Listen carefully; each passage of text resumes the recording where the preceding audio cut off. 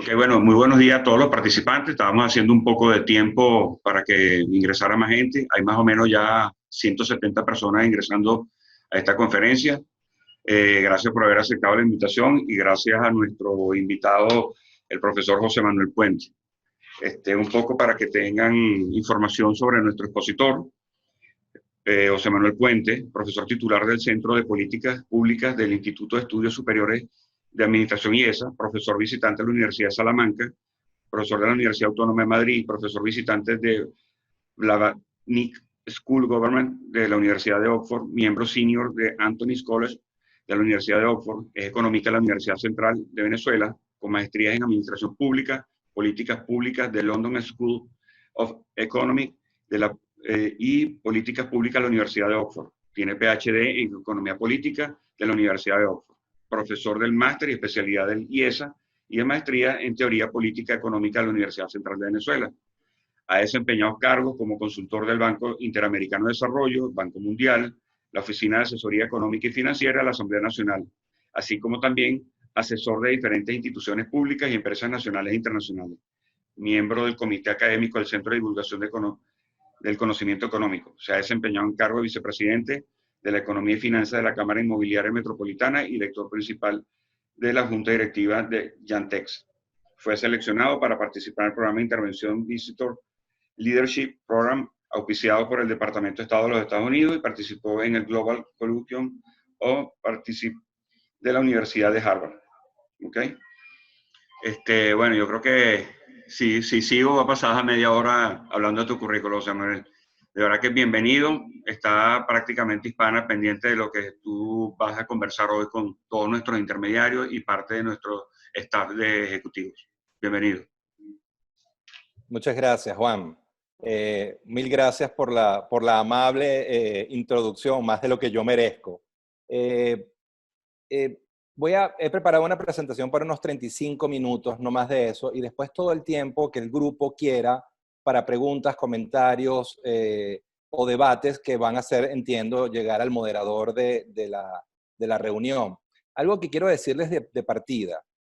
El planeta ha vivido múltiples crisis, múltiples pandemias, múltiples crisis macroeconómicas, políticas y sociales en los últimos 100 años. Comenzando desde el crack de 1929, que fue una crisis mucho más aguda que la actual, pasando por el 11 de septiembre, pasando por la crisis financiera del 2008 y 2009, y la economía mundial, el planeta, siempre logró reinventarse, siempre consiguió una salida a esos terribles dilemas de política pública, de política en salud, y siempre salió de las crisis. Esta no va a ser la excepción. Por supuesto, estamos en medio de un desierto atravesando una pandemia con impactos devastadores en términos de salud pública y en términos de impactos económicos, pero el planeta va a saber cómo, y el liderazgo del planeta, cómo salir de esta difícil situación, y se va a conseguir el antídoto para el COVID-19. Dicho eso, quiero presentarles mejor que 1000 palabras, un número. Déjenme muy brevemente compartir con ustedes una presentación que preparé especialmente para ustedes porque, como les digo, mejor que 1000 palabras, un número. Veamos un poco el impacto de la pandemia en Venezuela y en el mundo. Voy a hablar del mundo y también de Venezuela, pero también quiero enfocarlos desde el punto de vista de retos y oportunidades. Sí, son unos retos tremendos los que tenemos, unos problemas muy graves, tremendos, pero también este desajuste ofrece oportunidades para verdaderos emprendedores que logran desarrollar resiliencia y sobrevivir y estar aquí para cuando regresen los buenos negocios. Un par de ideas para contextualizar el análisis y saber también qué ha sido Venezuela, qué es Venezuela y qué puede ser. Vean un poco esta comparación de Venezuela entre el año 50 y 79, que fue el periodo glorioso de esta economía, comparado con muchos países del mundo desarrollado de América Latina y Asia. La primera persona que hizo este análisis fue un economista norteamericano de nombre Robert Barrow. Él nunca había venido a Venezuela y se quedó impactado cuando comparó Venezuela con Alemania, con Suiza, con Japón, los tigres asiáticos, con el Reino Unido, con Perú, con la economía más dinámica del continente en los últimos 20 años, con Argentina, con Chile, Chile que es el milagro latinoamericano, y lo que consiguió es que Venezuela entre el 50 y 79 fue la campeona mundial de alto crecimiento con baja inflación. Nadie en el mundo creció más que nosotros y tuvo un índice de inflación más bajo que nosotros. En los periodos de crisis, cuando las cosas van mal, las sociedades tienen que recordar lo que una vez fueron. Y una vez fuimos una sociedad muy bien manejada macroeconómicamente, fuimos los campeones mundiales de alto crecimiento con baja inflación. Para nosotros el éxito no es una quimera, es una posibilidad real porque ya lo fuimos. Entonces es importante recordar eso, sobre todo en los tiempos difíciles como los que está transcurriendo el país.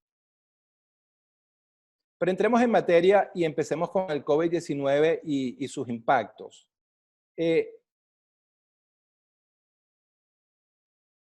Hay tres factores que van a determinar la duración y profundidad de la crisis económica. Estos tres factores están en plena evolución.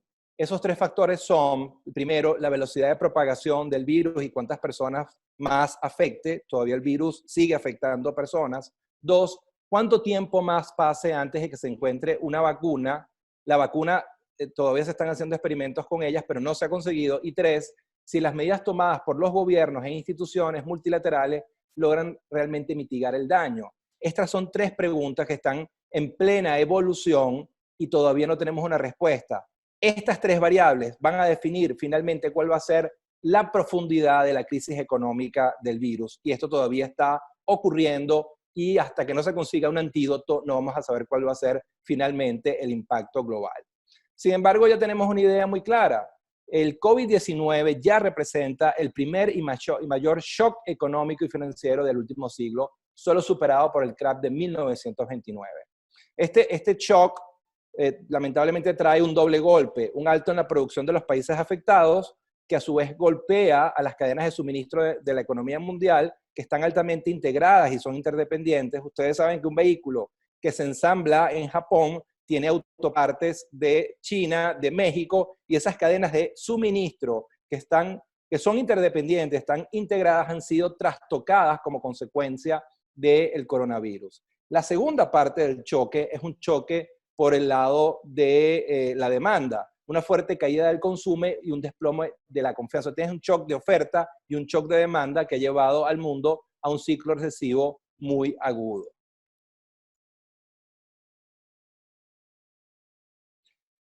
¿Cuál es la prioridad en este momento para los gobiernos del mundo y para los multilaterales? Bueno, la prioridad más urgente, sin lugar a dudas, es minimizar el número de contagios. En este momento, el reto número uno es un reto de salud pública.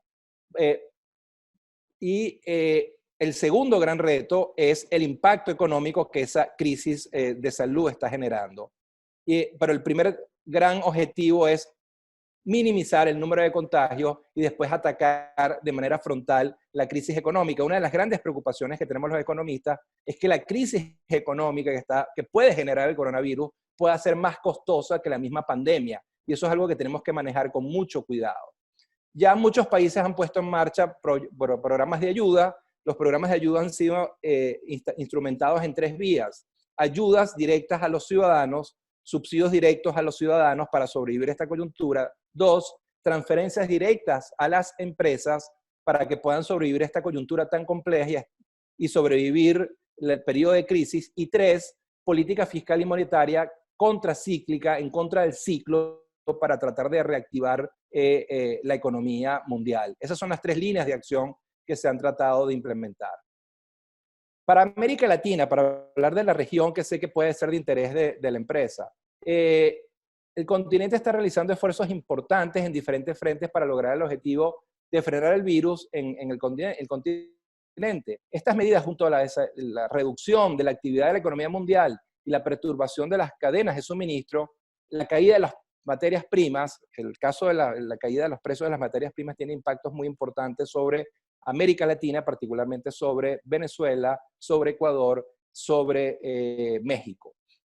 La contracción del turismo, otro de los negocios importantes del continente, todos estos factores están deteniendo la actividad en muchos países. Particularmente la caída del precio del petróleo, que beneficia a algunos países importadores, perjudica fuertemente a los productores, como son los países del Medio Oriente y a Venezuela en esta parte del mundo o a Nigeria en el África. Paradójicamente, estos impactos pueden ser positivos para algunos países, los consumidores de petróleo, y pueden ser negativos para otros países, los productores y exportadores de petróleo.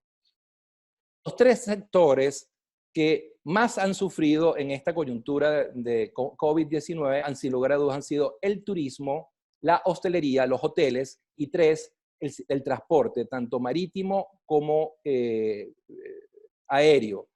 Solo la IATA, para darles una idea, la asociación que agrupa todas las aerolíneas mundiales, cuantifica el fenómeno hasta ahora en 250.000 millones de dólares en pérdidas. Es algo abrumador. El sector aeronáutico va, primero algunas de sus empresas, como es el caso de Avianca, van a ir a la quiebra, y muchas otras van a tardar décadas en poder recuperar el impacto financiero que está teniendo la crisis. En el caso de América del Sur, el continente donde estamos ubicados nosotros, en este caso se están dando menores ingresos por exportaciones, primero por la caída de los precios de las materias primas, como por la reducción de los volúmenes de exportación a tres bloques de países claves para América Latina, que son China, Europa y Estados Unidos. Al China, Europa y Estados Unidos moderar su nivel de actividad económica y comprar menos productos de América Latina, obviamente eso tiene impactos directos sobre los países suramericanos, que son los grandes socios comerciales de China, Europa y Estados Unidos. El precio del petróleo tiene impactos también importantes sobre Venezuela, sobre Ecuador y sobre México, y voy a poner la cámara en otra posición para que me permita verlos mejor.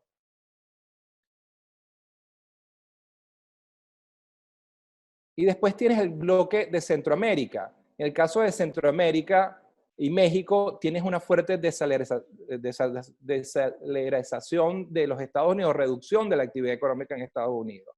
Básicamente, como ustedes saben, Centroamérica y México son países que están muy interconectados con los Estados Unidos, y un ciclo recesivo que ya es un hecho en los Estados Unidos implica una reducción del comercio, de la inversión extranjera directa, de los flujos de turismo, y algo que es muy, pero muy importante para Centroamérica y México, que son las remesas. De hecho, también lo es para Venezuela.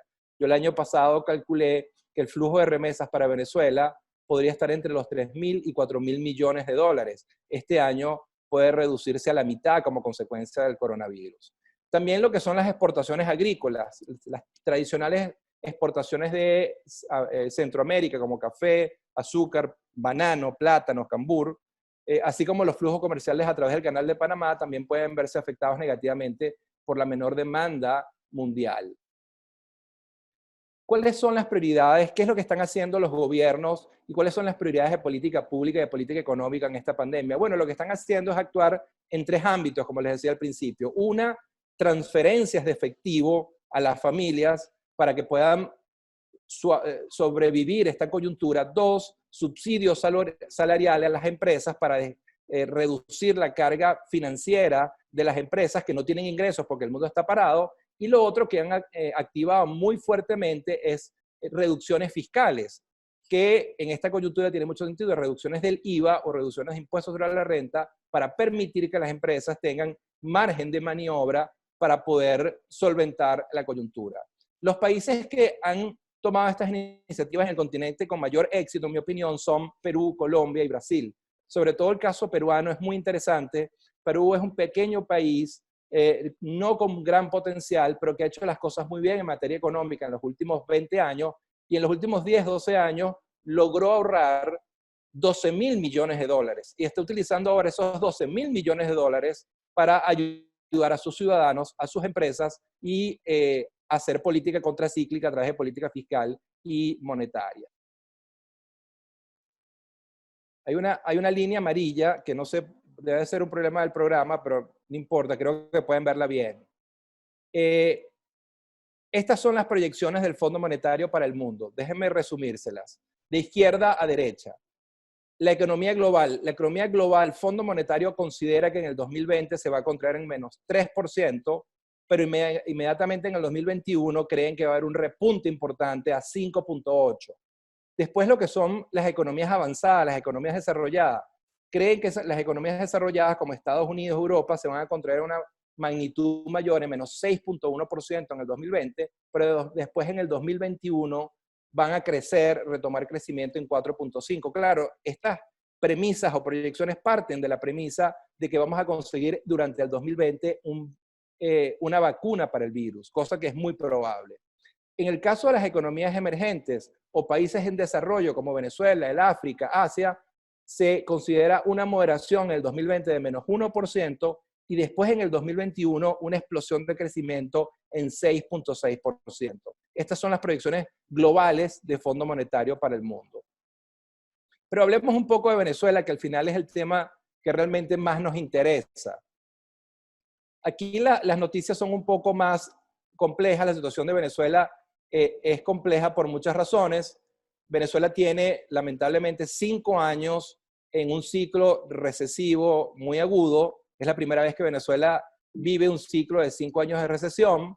Si vemos en términos del PIB per cápita, del Producto Interno Bruto por habitante, vemos que el Producto Interno Bruto del 2018, el último año que Banco Central publica data, es el más bajo desde 1950. En los últimos 5 años ha habido una destrucción de riqueza muy fuerte que ha llevado a que la producción de servicios de seguros, del sector financiero, de una empresa de muebles, de servicios de transporte se reduzca en su total y la torta se ha reducido de manera importante.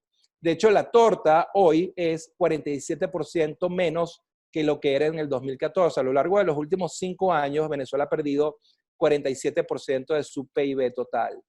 ¿Y qué implica perder 47% del PIB total? Un colega en Oxford y yo hemos estado trabajando con varias bases de datos muy amplias. Una, el Banco Central de Venezuela, para el periodo 50-2018, y una segunda base de datos del Fondo Monetario para 192 países. Usando un programa estadístico, Stata, le dimos instrucciones al programa que identificara los países del mundo que habían vivido 5 años de recesión como Venezuela, agregara su ciclo recesivo y los comparara. 2 láminas para mostrar un overview de los resultados. Bueno, aquí vemos que el 47% de contracción de la economía venezolana es lamentablemente el ciclo recesivo más agudo que ha vivido cualquier economía latinoamericana en los últimos 40 años. Igualmente, a nivel mundial, tienes países como Ucrania y Sierra Leona que han vivido catástrofes macroeconómicas. Ucrania con una especie de guerra civil de baja intensidad para generar un cambio político y entre el 92 y el 97 se contrajo en casi 50%. Después tienes a Sierra Leona en el África que vivió una guerra civil y esa guerra civil tuvo impactos devastadores sobre la economía y la economía se contrajo en 49%, pero después tienes a Venezuela como la tercera economía con peor desempeño a nivel global en los últimos 40 años, con una contracción del 46.9%, casi 47%. En términos latinoamericanos, porque aquí voy a reflejar, porque también el análisis no soporta tanto pesimismo. Si vemos un poco la agregación de crecimiento de todas las economías de Sudamérica, vemos que ciertamente Venezuela es la que ha tenido peor desempeño en los últimos 20 años. Pero las de mejor desempeño han sido Perú, que ha sido la economía que más ha crecido, después Bolivia, sorprendentemente, Chile, la economía más consolidada del continente, y Colombia. Aquí me detengo 2 minutos para generar una reflexión sobre el futuro y sobre por qué las historias no son lineales y pueden cambiar. En los años 90, 89, 90, cuando yo era estudiante de economía de pregrado en la Universidad Central, nos obligaban a leer un bellísimo libro de Sebastian Edward y Dorbush, que la traducción al español era La macroeconomía del populismo. Ese libro tenía un capítulo dedicado a la economía del desastre, que era Perú. Perú vivía un ciclo de hiperinflación muy agudo, Perú vivía un ciclo recesivo muy agudo, además Perú vivía un problema de ser amenazado por lo que era el grupo guerrillero más violento del continente, Sendero Luminoso. Ese país del desastre, 25 años después, es la economía más dinámica del continente, es la economía que más crece. ¿Qué les quiero transmitir con esta idea a todos ustedes, queridos amigos? Que las historias no son lineales, las historias pueden cambiar si tienes el liderazgo que opta por las opciones de política pública y de política económica correctas. Y Venezuela le sobra potencial para crecer a tasas mucho más altas que las de Perú. El otro caso que les quiero comentar es el caso colombiano. Colombia tenía un problema que es uno de los graves problemas que tiene la sociedad venezolana hoy, que es un problema de delincuencia y criminalidad. Bueno, en los últimos 25 años, diferentes líderes colombianos atacando el problema, el origen de criminalidad, de narcotráfico, fueron atacando el origen del problema, y lo que eran ciudades muy inseguras como Medellín y Bogotá en los años 80, principios de los 90, hoy Medellín y Bogotá son ciudades vivibles, amables, con calidad de vida y con seguridad. Lo que les quiero transmitir es que los problemas que tiene Venezuela de ciclos recesivos, de hiperinflación, de inseguridad personal, de criminalidad, esos problemas tienen solución si tienes el liderazgo correcto que opta por las opciones de política pública correctas. Esto lo dice no la literatura, lo dice la evidencia empírica de toda América Latina. Y eso hay que tenerlo muy claro y presente. Por supuesto, el segundo gran problema que Venezuela tiene en este momento es el problema de hiperinflación. Venezuela es en este momento la única economía en hiperinflación en el mundo, con inflaciones intermensuales por encima del 50%. En la medida que la hiperinflación ha sido tan fuerte, las devaluaciones han sido tan fuertes, el nivel de pobreza se ha incrementado, y de acuerdo en COVID, lo que es la principal encuesta social que se produce en Venezuela, entre el 98 y el 2017, el número de pobres en Venezuela pasó de 45% de la población a 87% de la población, es decir, se duplicó. Y este es el impacto negativo del desajuste macroeconómico que ha estado viviendo Venezuela.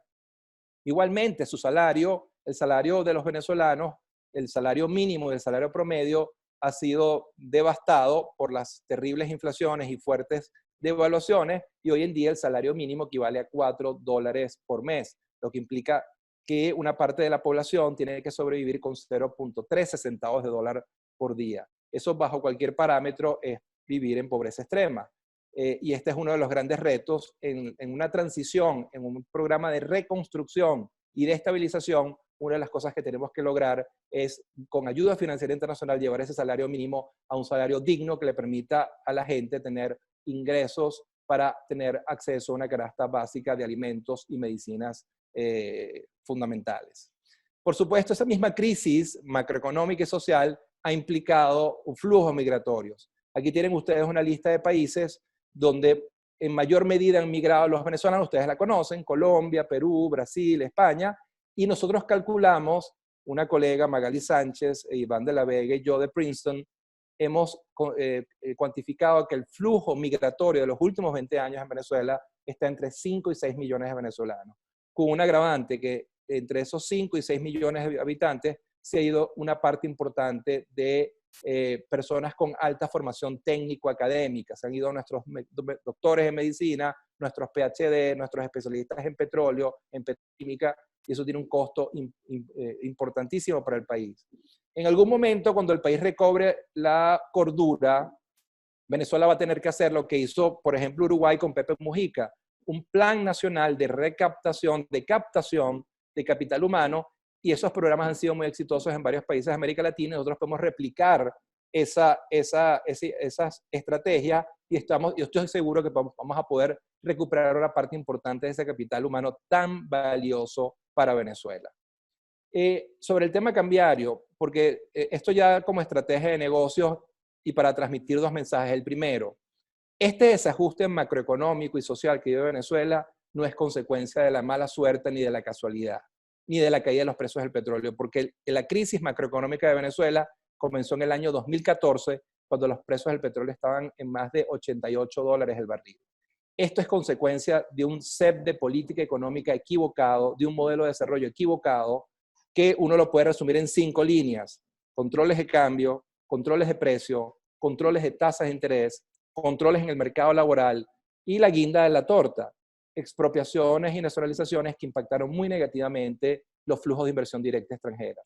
Y uno de los grandes errores o pecados capitales ha sido el esquema cambiario. Es por eso que traigo el esquema cambiario venezolano, que es un esquema de controles con tipos de cambio múltiples. Solamente hay 2 economías en el continente que tienen controles de cambio con tipos de cambio múltiples. Esas 2 economías son Cuba y Venezuela, y 2 economías que tienen un muy mal performance macroeconómico. Los controles de cambio se convierten en especie de camisas de fuerza que restringen las posibilidades de crecimiento de la economía y de que el sector privado acceda a los dólares para repuestos, para insumos, para bienes finales, para repatriación de dividendos, y genera una camisa de fuerza sobre el crecimiento.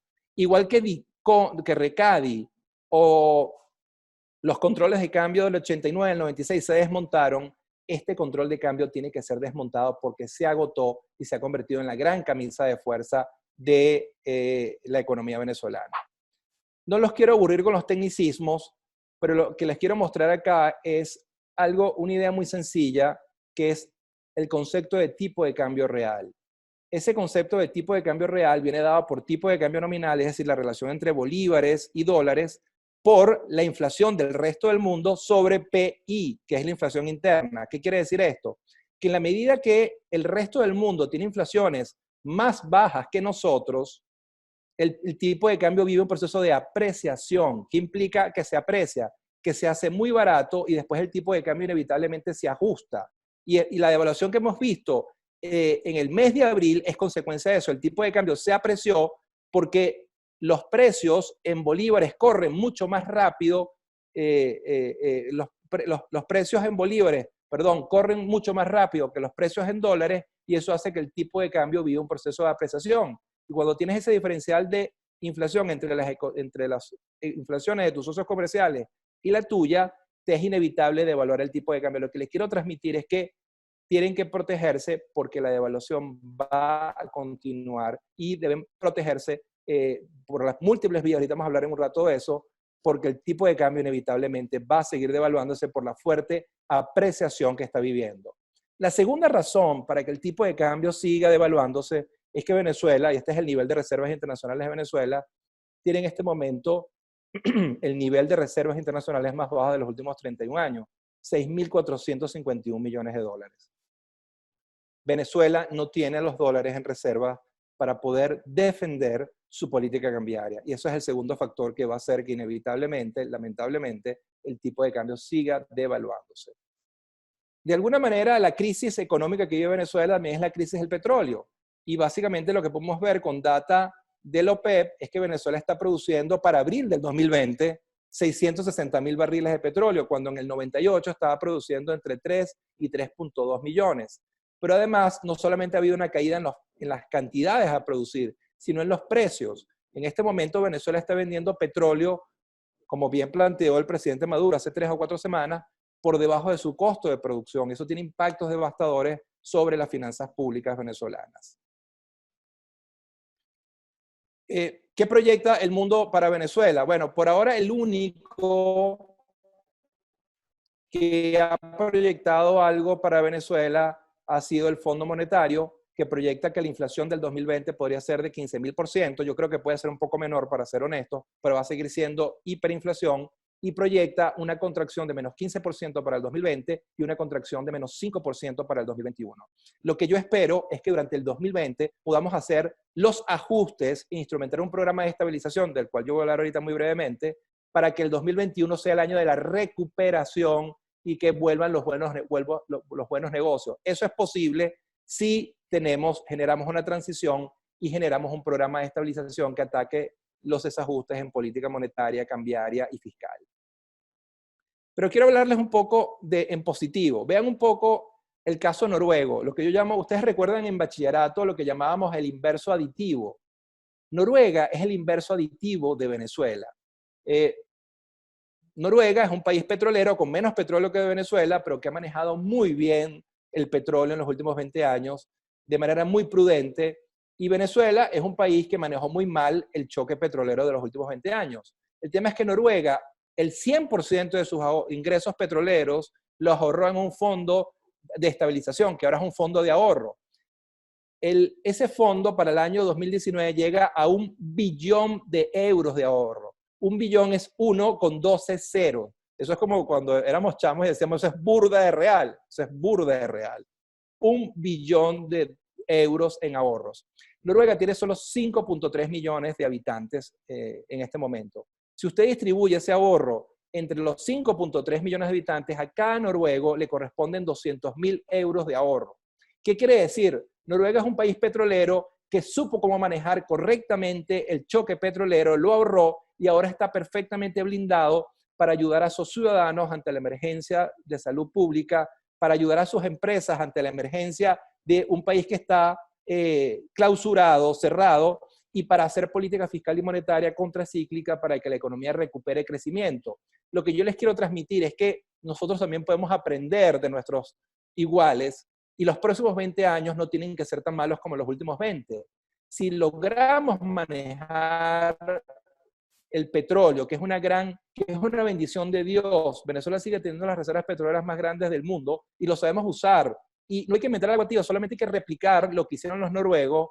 Podemos tener un desempeño macroeconómico extraordinario, ahorros extraordinarios, utilizar el petróleo como gran motor de apalancamiento de motores alternativos de crecimiento.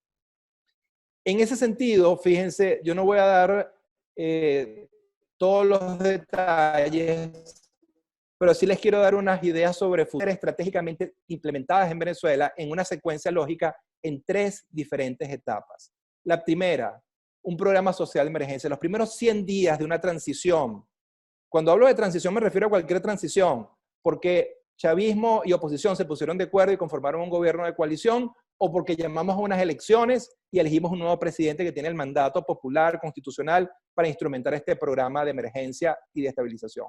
Los primeros 100 días de ese gobierno, sea cual sea, es un programa social de emergencia que con ayuda financiera internacional vamos a generar subsidios directos focalizados, dinámicos, al 50-60% más humilde de la población, para ayudarlos a atravesar el desierto de esta crisis económica. Después de que logres atacar la emergencia, vas a un programa de estabilización. Clásico programa de estabilización, donde vas a tener patas en política monetaria, fiscal, cambiaria, y vas a lograr estabilizar al enfermo. ¿Qué es estabilizar al enfermo? Controlar la inflación, llevarla a un dígito como el resto de América Latina, recuperar crecimiento y recuperar pleno abastecimiento de bienes y servicios en la economía. Una vez que estabilizas al enfermo, entonces sí puedes ir a la operación de fondo y generar un cambio estructural, ir a las reformas institucionales. Y en ese cambio estructural, la gran apuesta es poder diversificar a la economía y romper finalmente con el drama de ser una economía monoproductora. Y el petróleo nos puede ayudar. Noruega no niega ser una economía petrolera. Noruega usa el petróleo para apalancar 4 o 5 motores alternativos de crecimiento, sobre todo de alta tecnología. Y Venezuela puede hacer lo mismo con, por ejemplo, petroquímica, donde tiene un potencial extraordinario, puede hacer lo mismo con frutas tropicales, donde tiene un gran potencial, es un muy buen productor de frutas tropicales. El turismo tiene un potencial turístico extraordinario, no les tengo yo que decir a ustedes lo que uno puede conseguir en Venezuela, y como siempre les digo yo a mis alumnos, ¿cuál es la diferencia entre la isla de Margarita y el archipiélago de Bali? Y la respuesta es muy sencilla. La isla de Margarita es mucho más chévere que el archipiélago de Bali. Solamente que el archipiélago de Bali tiene 150 hoteles 5 estrellas que generan ingresos extraordinarios para el gobierno de Bali, y Margarita, su sistema de hotelería está muy fuertemente golpeado. Pero la isla de Margarita tiene un potencial extraordinario, o Los Roques, o Canaima, en fin, lo que usted quiera ver, ahí hay un potencial extraordinario. Entonces hay 4, 5, 6, 7 sectores, ustedes deben tener algunos más que yo en la lista, y que pueden encenderse y ayudar a encender 4, 5, 6 motores que logren empujar a la sociedad venezolana hacia el éxito, el progreso y el bienestar de todos los venezolanos. Quiero una sección que preparé especialmente con ustedes porque creo que es pertinente dada la coyuntura, y es, bueno, revisando literatura de África y América Latina, países que vivieron de hiperinflaciones, vivieron ciclos recesivos muy agudos, vivieron problemas de inseguridad y violencia muy fuertes. ¿Qué hicieron esos países para desarrollar resiliencia y estar ahí para cuando regresaron los mejores tiempos? El caso de Perú, el caso de Colombia, el mismo caso de Chile. Bueno, y hay una serie de variables constantes en todas esas experiencias. Uno, lo primero, defender el capital humano de tu empresa con los dientes. El capital humano de tu empresa es el capital más importante que tiene tu empresa. Tú puedes perder un galpón, tú puedes perder un camión, pero no puedes perder un buen gerente, porque ese es uno de tus activos más importantes. Sé que la gente de recursos humanos debe estar sonriendo, pero sí, es muy, muy importante. Entonces, aquí tienes 2 vías de compensación. Una es la compensación salarial. Tú tienes que hacer lo posible por remunerar lo mejor posible, valga la redundancia, a tus trabajadores. Yo sé que ustedes han instrumentado, por ejemplo, bonos a los trabajadores, tanto en dólares como en bolívares, para ayudarlos a mejorar su ingreso anualizado, esa compensación salarial es importante porque genera los incentivos para que esa gente se quede contigo. Pero después está todo lo que se denomina salario emocional. ¿Y qué es eso de salario emocional? Y la pregunta aquí es, ¿por qué trabajadores talentosos se quedan en Hispana de Seguros? Bueno, porque ellos son bien remunerados, porque la empresa los remunera lo mejor que puede, dadas las circunstancias y restricciones que tiene, porque sus trabajadores son apreciados, son parte de un equipo y tú los aprecias, porque son escuchados, no solamente tú das órdenes, sino que tú los escuchas y juntos construyen decisiones, porque son promovidos. Los trabajadores no son estáticos en un lugar de la empresa, sino que van ascendiendo con base a su experiencia y calificación técnico-académica, porque son involucradas en las decisiones. Como son un equipo, tú los escuchas también para saber qué debes hacer y qué decisiones debes tomar, porque son mentoreados y porque son retados. En fin, el salario emocional, estimados amigos, es tan importante o más que el salario financiero, la compensación salarial. Y tenemos que pensar en esas dos vías. Cómo compensar lo mejor posible a nuestros empleados en términos de salario y cómo compensarlos lo mejor posible en términos de compensación emocional, que nuestros equipos y nuestros aliados se sientan bien trabajando con nosotros y se sientan felices y partes de un equipo. Dos, tu director de finanzas, ahora voy con la gente de finanzas para que también sonrían, puede ser uno de los equipos más importantes en esta coyuntura. Este es el momento, si puedes, si consigues recursos, de apalancarse con bolívares, con créditos baratos. Cualquier crédito que tú consigas o línea de crédito con la banca venezolana en bolívares, no importa la tasa de interés, es un tiro al piso en medio de una hiperinflación. Si tienen líneas de crédito, deben utilizarlas. Traten de no hacerlo con dólares, tomar deudas en dólares en este momento con la expectativa de que el tipo de cambio se va a evaluar fuertemente puede ser muy peligroso. El uso del petro. El gobierno está usando lo que yo denomino una entelequia. El petro es una entelequia, no ha tenido éxito, no existe en el mundo, solo lo utiliza el gobierno venezolano, pero el gobierno está obligando a algunos de sus proveedores y a sus trabajadores y pensionados a recibir petros. Pero hay una posibilidad, usted puede ir al mercado secundario y comprar petros al 30-40% de descuento y con esos petros probablemente poder pagar el impuesto sobre la renta. Si esa posibilidad la abre el gobierno, que ya lo anunció, pues utilícenlo porque estarían ahorrándose 30 o 40% en el pago de impuestos sobre la renta, pagando en petros. La tercera estrategia que ustedes han instrumentado en los últimos años, ya hablaba con el equipo de ustedes y me lo ratificaban, tienen que defender su participación en el mercado y produciendo ética y eficientemente conquistar la participación de sus competidores. La torta en los últimos 4 años, 5 años se ha ido reduciendo. La única que tú tienes de tener un pedazo mayor de la torta es que tú te comas el share de mercado de tus competidores. Si tú provees servicios, pólizas de seguro, competitivas en términos de calidad de servicios, en términos de precio, y te comes el share de mercado de tus competidores, eso es bueno para todo, porque al final el consumidor final es el que se ve beneficiado. Entonces, en periodos de recesión, competir duro y tratar de conquistar el porcentaje de mercado de tus competidores es la estrategia correcta. 4, en hiperinflación es inevitable realizar ajustes asociados a la estructura de costos. Yo sé que ya ustedes tienen básicamente todas sus pólizas en dólares, pero tienen que ver un poco la inflación en bolívares, la inflación en dólares y mantener el precio de sus pólizas acorde con esos cambios en las estructuras de costos. Yo sé que muchos de nosotros tenemos miedo de que cuando aumentamos el precio de nuestras pólizas vamos a perder demanda por el efecto precio, pero peor que perder demanda es vender pólizas por debajo de tu costo de producción. Lo que ustedes no pueden de ninguna manera aceptar es vender pólizas por debajo de su costo de producción. Entonces, el equipo gerencial tiene que estar al día a día revisando la estructura de costos de las pólizas, de los repuestos automóviles, de los servicios médicos hospitalarios, para ir ajustando los precios de las pólizas acorde con eso. Y finalmente, si tu empresa o sector, como es el caso del sector seguro, puede generar servicios o productos, inversiones en dólares, pequeños negocios en dólares son mucho mejores que grandes negocios en bolívares. Y ustedes tienen mucha suerte porque están en un sector que está básicamente dolarizado. La mayoría, piensen en Empresas Polar, la compañía más importante del país. Ellos tienen productos regulados y precios en bolívares están en una terrible desventaja. Ustedes tienen la posibilidad de vender pólizas en dólares Y como les decía, pequeños negocios en dólares son mucho mejor que grandes negocios en bolívares.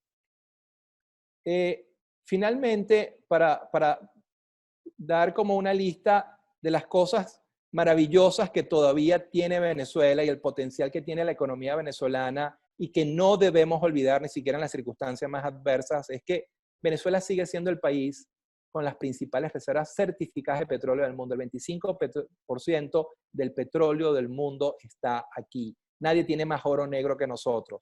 Y eso bien gerenciado, como muestra Noruega, puede ser una ventaja extraordinaria a la hora de desarrollar motores alternativos de crecimiento. 2, Venezuela tiene las mayores reservas de oro comprobadas de América Latina. 3, Venezuela tiene las 5ª reservas de gas certificadas más grandes del mundo. Venezuela tiene potenciales extraordinarios en petroquímica, turismo, frutas tropicales. Su ubicación estratégica en el norte del sur la puede convertir en el hub de las Américas. Lo que es Panamá en términos del hub de aerolíneas debería ser Venezuela, porque Venezuela está perfectamente ubicada geográficamente. Es decir, a Venezuela, el problema de Venezuela no es la falta de potencialidades, es el exceso de potencialidades. Solamente falta que haya el liderazgo correcto que convierta esa potencialidad en riqueza y bienestar para todos. Conclusión, sí hay futuro, sí lo construimos y queremos construirlo. A pesar de los grandes problemas, existen grandes soluciones. Esto lo muestra obviamente la teoría económica, pero también las experiencias internacionales de América Latina. Las historias no son lineales. Venezuela y otras economías del continente siguen siendo de las economías de mayor potencial del mundo. Si tenemos el liderazgo correcto, que opta por las opciones de política económica, de política pública correctas, el futuro puede ser muy diferente y mucho mejor que el pasado. Eso sí, y aquí con toda responsabilidad lo asumo como un comentario como venezolano. Venezuela necesita generar una transición política. Sin cambio político no habrá cambio económico-social. Cuando me refiero a una transición política, no me refiero a que tiene que ser necesariamente una transición a la oposición. Estoy hablando de un gobierno de coalición nacional o un gobierno que sea electo en unas elecciones transparentes y que logre elegir a un nuevo presidente que tenga el mandato popular, constitucional, que le permita tener la credibilidad de los mercados, la credibilidad de los multilaterales, de la comunidad internacional, para poder instrumentar exitosamente un programa de estabilización. Conclusión, el futuro puede ser mejor si nosotros queremos que lo sea. Muchísimas gracias y ahora les dejo el espacio para todos los comentarios o preguntas que tengan.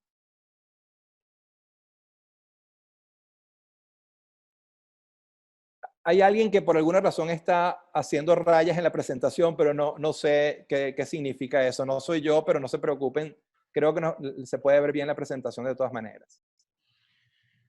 Bueno, Samuel, muchas gracias. De verdad que bien interesante tu intervención, pero yo creo que es más interesante recibir las propuestas de preguntas de nuestros participantes, que lo pueden hacer todos mediante el chat.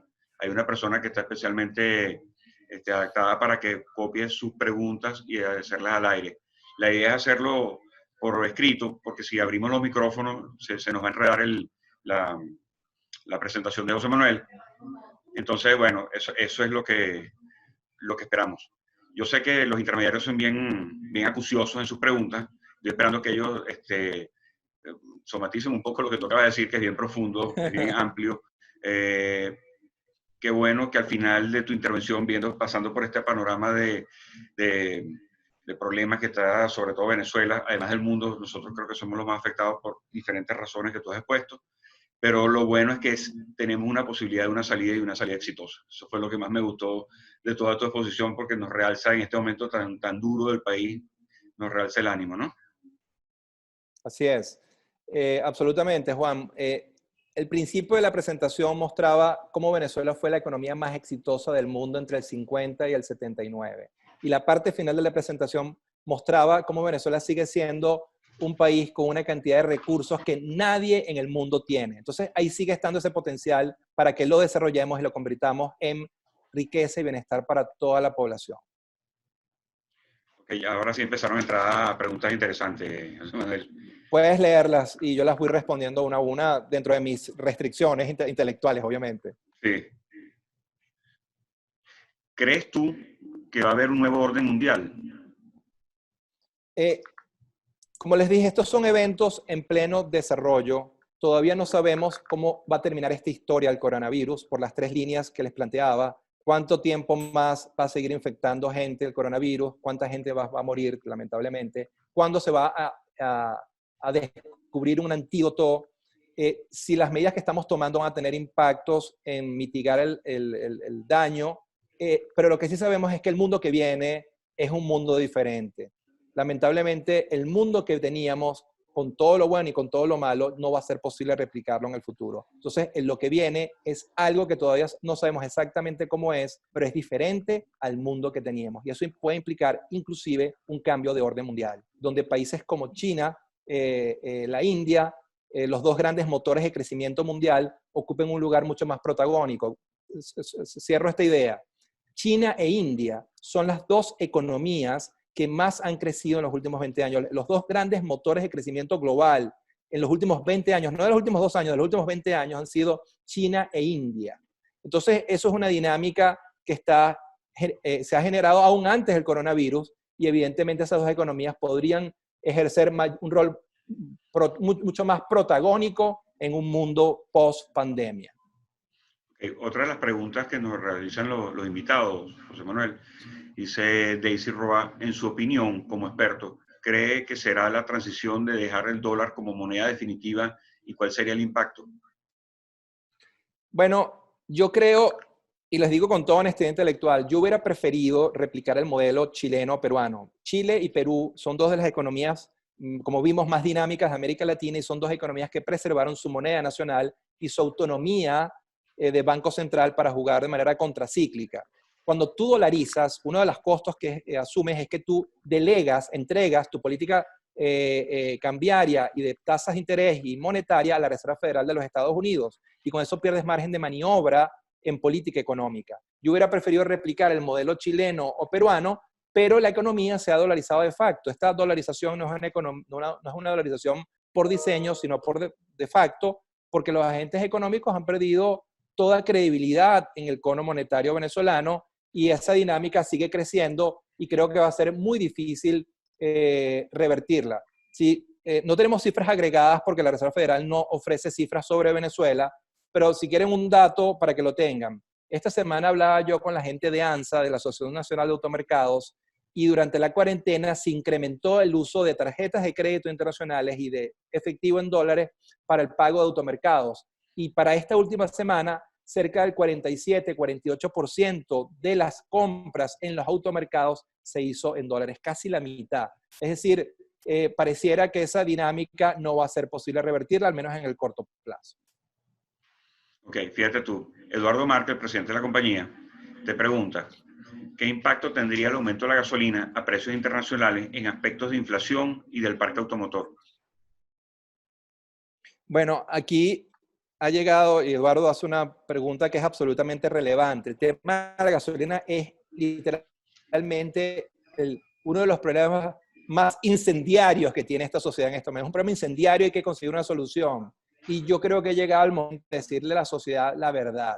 Los economistas, los académicos, los políticos tenemos que decirle la verdad a la sociedad. Y la única solución que tiene el problema es que ajustemos el precio. Es decir, mientras tú sigas comprando gasolina en el resto del mundo a $1, $1.50 y la regales en el mercado interno, eso se hace inviable. Y en este momento que las finanzas públicas de Venezuela están muy golpeadas, eso es inviable. Sin embargo, cuando yo digo hacer un ajuste de precios, el primer target que tenemos que buscar es cubrir costos de producción. Cubrir costos de producción podría ser un precio entre 40 y 60 centavos de dólar. 40 o 50 centavos de dólar cuesta más o menos producir un litro de gasolina. Entonces, en una primera etapa, por razones sociales de protección de los grupos más vulnerables, yo ajustaría el precio, pero buscaría en una primera etapa el target de cubrir costos de producción y después en el mediano plazo pensaría en de repente ajustarlo a un precio mayor. Pero solo con que se cubra el costo de producción ya se abastecería el mercado de gasolina porque se haría rentable financieramente producirlo y acabaríamos con el bachaqueo y con la corrupción que se ha generado tras la desaparición de la gasolina. Cuando desaparece un bien, automáticamente se te genera un mercado negro de bachaqueros y corrupción y ahora te están cobrando la gasolina a $2, $3, que es mucho más alto que el precio internacional, o te están cobrando un cupo en una cola en $50 para echar gasolina. Entonces estás en el peor de los mundos. Conclusión, hay que llevar a cabo el ajuste del precio, pero con la sensibilidad, piano a piano, buscando como primer target cubrir costos de producción. Aquí hay una pregunta un poco... Jaime No le se muestra preocupe. preguntas. Sí, esta es una pregunta así que uno la lee y dice, bueno, déjame ver qué me dicen las cartas. Pero quiero hacerla porque es interesante, ¿no? Dice Jaime, ¿en cuánto tiempo luego de la transición se podría recuperar el PIB? Ok, hay cosas que no sabemos, pero hay cosas que sí sabemos. Venezuela es una economía, como he dicho varias veces, de un extraordinario potencial, que si tú haces las cosas bien en política económica y logras generar un mínimo de estabilidad política y social, la economía venezolana puede responder muy rápidamente a los incentivos correctos. Entonces tú tienes diferentes steps de políticas para diferentes objetivos de política económica. El primero que yo creo que hay que buscar es lograr pleno abastecimiento. Si tú consigues recursos financieros internacionales y puedes liquidar dólares para repuestos, insumos, bienes finales para que las empresas nacionales produzcan, en 6, 8 meses tú tienes los anaqueles de los automercados, farmacias y abastos plenamente abastecidos. Si haces eso y instrumentas un plan de estabilización coherente, en 12, 14 meses la economía venezolana podría estar recuperando crecimiento. Por eso es que yo decía que si en el 2020 hacemos lo que tenemos que hacer, en el 2021 Venezuela podría estar explotando en crecimiento, creciendo por encima del 6%, que es lo que proyecta Fondo Monetario para el resto de las economías emergentes. Es decir, hay diferentes timing para diferentes objetivos, pero lo que les puedo decir es que si hacemos las cosas bien, Venezuela puede responder de manera muy, muy fuerte porque es una economía con un potencial extraordinario. Okay. El señor Ali pregunta, ¿cuál es el factor económico con mayor oportunidad en este momento? ¿Qué es lo cual consideras tú? ¿El factor se referiría a qué exactamente? Yo presumo que lo que está queriendo decir, qué ramo en este momento de la economía puede tener algún tipo de oportunidad. Bueno, yo creo que muchos sectores tienen oportunidad. Banca y seguros, yo creo que todo grupo económico, y eso se lo digo yo a mis amigos empresarios que están en otros sectores, deben tener un pie en banca y seguros, que como ustedes saben son sectores conexos, de hecho se miden como en términos de PIB juntos. Yo creo que ahí hay rentabilidades extraordinarias. De hecho, la banca y seguros tuvo rentabilidades extraordinarias entre el 2004 y el 2014. El sector banca y seguros tuvo una alta rentabilidad. Entonces ese sector va a volver a tener buenas rentabilidades. Pero si tú me preguntas nuevos sectores, a mí me gusta mucho petroquímica, que es el sector conectado al petróleo. Tienes petróleo y tienes la gente que sabe de petróleo y de química. Me gusta el tema de frutas tropicales, mangos, parchitas, plátanos, cambures. Somos grandes productores y eso puede generar flujos importantes. El tema del turismo. Yo creo que Venezuela puede generar ingresos extraordinarios. Como decía el ministro de Petróleo de Qatar, el turismo, el petróleo que no se agota. España, el petróleo de España es el turismo. España vive gracias al turismo. Entonces, eso es un petróleo que no se agota y Venezuela tiene tanto o más que España que ofrecer. Es decir, hay una cantidad de sectores que yo apostaría y que pueden tener tasas de retorno y volúmenes de negocios realmente extraordinarios. Sí, mira, estoy teniendo muchas preguntas que tienen cierto corte político. Si alguna de ellas No, te parece que no debes tocarla, no tenemos ningún no te inconveniente, porque preocupes, sabemos no que te eso es preocupes algo que yo realmente no, científico. si para ustedes no es problema, yo no tengo problema de expresar de manera académica mis posiciones. Ok. ¿Qué opinión se merece la propuesta de reforma en el ámbito social, programa de estabilización, etcétera, en su presentación? ¿Considera viable una reforma constitucional para adaptar esos planes a la misma en la práctica? Ok, ¿de qué plan estamos hablando? ¿Del plan país o de algún plan diferente? No, presumo que es de la propuesta que tú hiciste del ciclo, de la parte de emergencia, de la estabilización del enfermo, todo aquello que comentaste. Ajá. Sí, básicamente hay un acuerdo bastante, una de las pocas cosas en las que hay acuerdos entre economistas, por ejemplo, el Plan País también lo plantea de esa manera, llevar a cabo estratégicamente las reformas en 3 grandes etapas. La primera, plan de emergencia, 90 a 100 días para atender la emergencia. Hay una población muy vulnerable que está sufriendo mucho con la crisis y hay que ayudarla con subsidios directos focalizados para que tengan acceso a los alimentos y medicinas necesarias. Esa es la primera prioridad por la emergencia social. Hay una esto es un problema social y humanitario. Después de ahí, el plan de estabilización, que tiene que ser con ayuda financiera internacional en grandes volúmenes. Venezuela ya vimos que está al borde de un colapso de su sector externo y no tiene los dólares para liquidarle el aparato productivo para arrancar en crecimiento. Entonces hay que estabilizar, recuperar crecimiento, recuperar control de la inflación y recuperar el crecimiento del PIB. Y después ir a un programa de diversificación de la economía, de cambio estructural. Esas secuencias, esas tres líneas, tienen gran acuerdo entre muchos economistas, entre ellos de los de Plan País. Aquí hay una pregunta de Raimundo Rivas. Dice, esto sí es posible que tú manejes algún tipo de información de esto, que presumo que está muy ligado a la variación del dólar. ¿Existe alguna cifra con respecto al incremento de los costos médicos en la Venezuela para este 2020? No, no los hay porque nadie sabe cuál va a ser el ritmo de evaluación del tipo de cambio. Yo nada más les puedo decir con responsabilidad que el tipo de cambio se va a seguir deslizando muy fuertemente a lo largo del año 2020. O sea, los 188.000 bolívares que están viendo hoy no es como va a cerrar el tipo de cambio. Pero calcular el deslizamiento mensual o cuál va a ser el tipo de cambio paralelo para diciembre del 2020, desde mi punto de vista, es irresponsable. Una compañía de seguros tiene que tener un grupo de estadísticos, actuarios, que hagan proyecciones y hagan diferentes escenarios, optimistas, intermedios y pesimistas, y con base a eso planificar. Pero no se casen con una cifra porque esa cifra no se va a cumplir. Pero lo que sí pueden tener por seguro, y me hago responsable al final de año, si me he equivocado, pueden escribirme al email o buscarme en mi oficina en el IESA, el tipo de cambio se va a devaluar a una fuerte tasa a lo largo del 2020. Claro. Eduardo Márquez te hace otra pregunta. A pesar de esta situación y las consecuencias post pandemia, ¿crees que puede un mercado suficientemente grande para las pólizas de salud y automóviles de divisas en nuestras pólizas green? Te repito la pregunta. Yo creo que sí. A Sí, pesar de esta adelante. situación y las consecuencias post pandemia, ¿crees que puede un mercado suficientemente grande para la salud y automóviles en divisas, o sea, nuestras pólizas en dólares? Sí, y esto lo hemos discutido con diferentes empresas y con ustedes. Sigue habiendo un mercado premium que una empresa como Hispana tiene que tratar de capturar.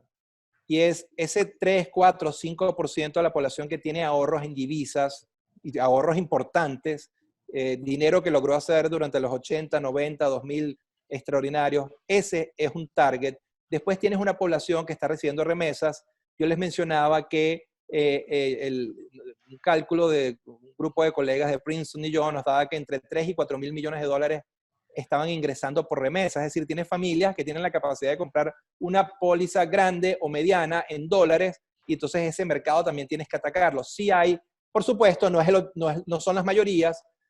Puedes tener productos diversos, un producto premium para ese mercado 5% que tiene ahorros, que recibe remesas, y después una póliza popular, más amable para aquellos que no tienen ingresos en divisas, pero que necesitan algún tipo de cobertura para sus automóviles, para sus negocios o para sus seguros de salud. Entonces tú puedes diversificar y picar esos mercados, pero sin olvidarte que hay un mercado premium en dólares que sí tiene capacidad de compra de esas pólizas. Ok, aquí hay otra pregunta bien interesante. Creo que tú empezaste tu exposición con esto. ¿Usted está de acuerdo con levantar la cuarentena en el caso de Estados Unidos y Europa? Esta sería una forma más rápida de comenzar la recuperación. Ese es el debate de las 20.000 lochas. En este momento hay debates muy fuertes entre mentes muy agudas, y es un debate entre salud pública y economía. Yo creo que hay que ser prudente, la cuarentena es importante, tomar todas las previsiones para que no haya un nuevo brote del virus deben ser fundamentales, y sobre todo acelerar el proceso de investigación para descubrir el antídoto. De hecho, como saben, yo hice mi doctorado en Oxford, y Oxford es uno de esos lugares donde ya se está experimentando con 600 personas un antídoto. Están haciendo las pruebas, y si pasa las pruebas, vamos a tener una vacuna. Tenemos que acelerar ese proceso. Pero, aunque esa es la prioridad, tenemos que tener mucho cuidado con la economía, porque lo que no podemos permitir es que el costo de la crisis económica pueda ser superior al costo de la crisis de salud pública. Y esa es una de las preocupaciones de muchos economistas.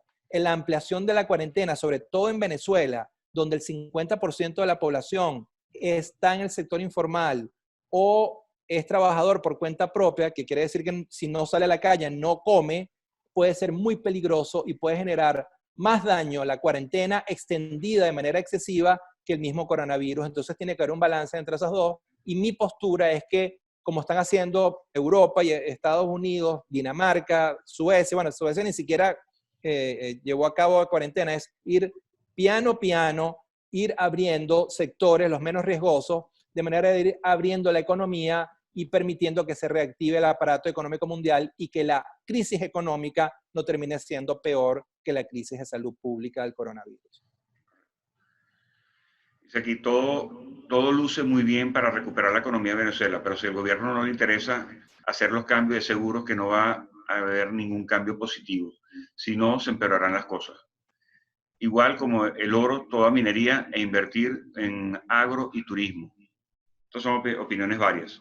Sí.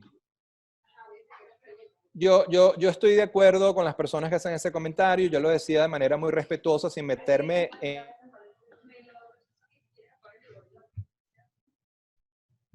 cambio político. Sin una transición política no va a haber cambio económico y social. Y cuando hablo, y como les decía, de transición política o cambio político, me refería, puede ser un gobierno de coalición, como está planteando los Estados Unidos, donde está los miembros, el liderazgo de la revolución y el liderazgo de la oposición, que juntos van a un gobierno de coalición y logran instrumentar un programa de emergencia, o llegamos a un acuerdo político. Bueno, el presidente Maduro, dicen las encuestas, solo tiene 10% de las encuestas. No, un 90% del país quiere un cambio político en Venezuela. Hagamos valer las reglas de la democracia y que ese 90% de la población decida. Y ese 90% decide, va a elegir un nuevo presidente que va a tener el piso político y la credibilidad de los mercados para poder instrumentar exitosamente ese programa de rescate y reconstrucción nacional. Otra pregunta la hace Alejandro Páez, que es nuestro vicepresidente de tecnología. ¿En cuánto tiempo crees que puede llevar a cabo una transición política y cómo ves la tecnología como canal de apalancamiento? Bueno, la tecnología tiene un rol extraordinario. Si no, pregúntenselo al dueño de Zoom, que hizo una pequeña inversión hace unos pocos años y hoy es multimillonario porque Zoom vale entre 7 y 8 mil millones de dólares.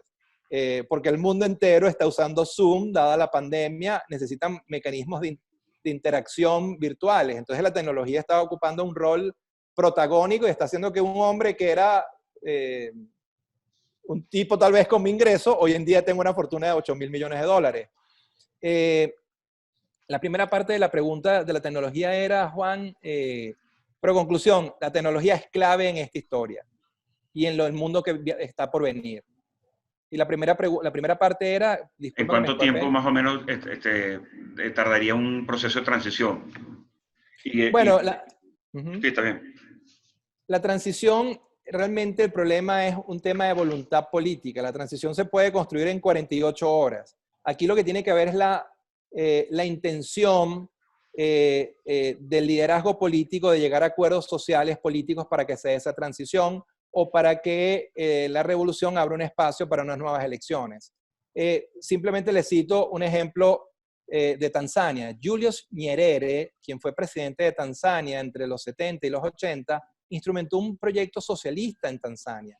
Un proyecto socialista que llevó al país a la catástrofe, lo llevó a una fuerte hambruna y a un fuerte nivel de deuda. Tanzania en los 80 era el país del África más endeudado del mundo. En los años 80, Julius Nyerere, en un acto de hombría, de amor por su patria, decidió renunciar y dijo: he fracasado, el proyecto que instrumenté no logró los objetivos y abro espacio para que venga una nueva generación de políticos a reconstruir el país. Ojalá nuestro liderazgo tuviera la grandeza que tuvo Julius Nyerere en Tanzania en los 80. La verdad que Dios te oiga. Sí, el sector asegurador venezolano se puede ver afectado por las decisiones que tomen los Estados Unidos. Esto está haciendo referencia a las sanciones. ¿Qué opinas tú alrededor de las sanciones en cuanto sabemos que es un proceso que se está aplicando presión es una pregunta bastante política. Si no la quieres contestar, no la No, contestes. bueno, lo puedo contestar. No sé hasta dónde van a llegar las sanciones porque los propios Estados Unidos no saben qué otras sanciones van a implementar en 2 meses o en un mes o en 3 días. Y yo no sé si en algún momento esto podría implicar impactos sobre las empresas de seguros. Pero en principio, ustedes no deberían ser el sector de mayor riesgo, porque al final son empresas, aunque tienen pólizas dolarizadas, operan en Venezuela, son empresas venezolanas y no deberían ser las que corren mayores peligros. Digamos, es diferente a un banco que tiene que hacer transacciones con el resto del mundo o empresas que provee servicios a la industria petrolera, o el caso de DirecTV. Hoy tumbaron la señal de DirecTV porque básicamente DirecTV está obligada por el gobierno a transmitir la programación de PDVSA, de PDVSA TV y de otros canales del Estado, y los norteamericanos le dijeron a DirecTV, que es una empresa norteamericana de AT&T, no puedes hacer eso porque estás colaborando con el gobierno revolucionario. Y bueno, la consecuencia, que uno puede estar de acuerdo o en desacuerdo, es que hoy no hay DirecTV. No sabemos exactamente qué pueda pasar en otros sectores, pero ustedes no deberían estar en primera instancia en el ojo del huracán. Y es bien interesante esa explicación que acaba de dar, porque hubo un bombardeo de información a través de las redes en el transcurso de la mañana, antes que empezáramos la conferencia, sobre el cierre de operaciones de DirecTV en Venezuela, y la verdad que era confuso. Lo estás aclarando, o sea, fue una presión que le ejerció el gobierno a DirecTV para mantener esta gente en el aire, y hay sanciones que lo prohíben, pues. Eso es bien interesante que lo hayas aclarado. Sí, si me permites aclarar, yo, no es un secreto, porque mis actividades de asesoría son públicas, yo he trabajado con DirecTV. DirecTV es una empresa AT&T, y ellos tenían varios problemas. Uno, por supuesto, el tener en su parrillera, en su parrilla, como se llame, canales del Estado. Es parrilla, no parrillera. En su parrilla canales del Estado, pero el otro problema que tenían, que no es trivial, es que tienen precios regulados.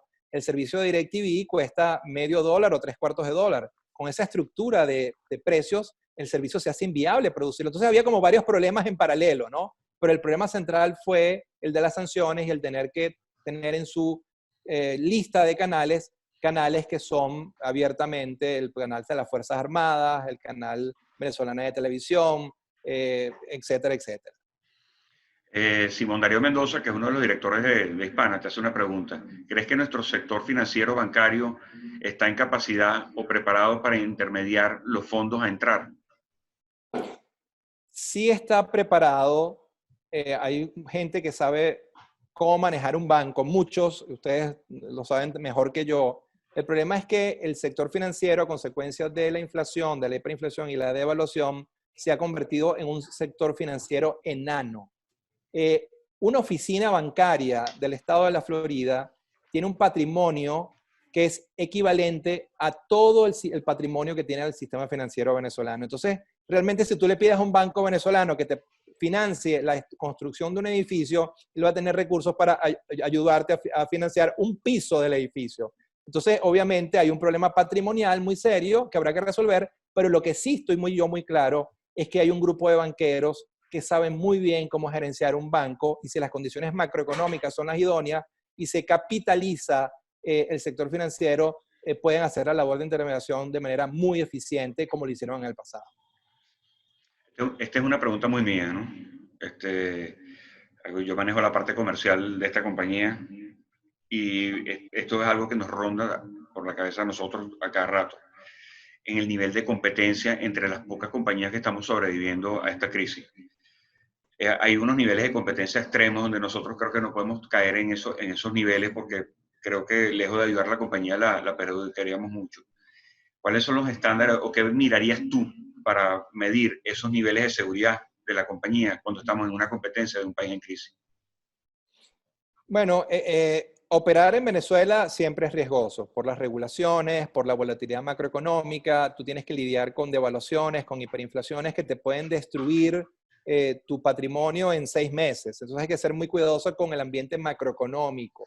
Después, en términos de competir, yo, como les dije en la presentación, yo creo que si tú compites ética y eficientemente produciendo pólizas de seguros para automóviles, para empresas, para salud, de calidad, con servicios muy amplios y a precios competitivos, y tú logras comerte el share de mercado de tus competidores, eso es bueno y no puede ser debatible. Eso es bueno porque al final el gran ganador de esa competencia limpia, transparente, la recibe el consumidor de pólizas en mejores servicios a mejores precios. Entonces, a mí me gusta el mundo donde en buena lid, en igual de condiciones, todos compiten por ofrecer los mejores servicios posibles al más bajo precio. Con eso gana el consumidor final. Entonces, no tengan miedo a competir porque eso es bueno, es sano, es éticamente correcto, es eficiente y gana el consumidor final. ¿Es viable hacer con PDVSA lo mismo que hizo Arabia Saudita con Aramco? A ver, hacer pública la empresa en la bolsa.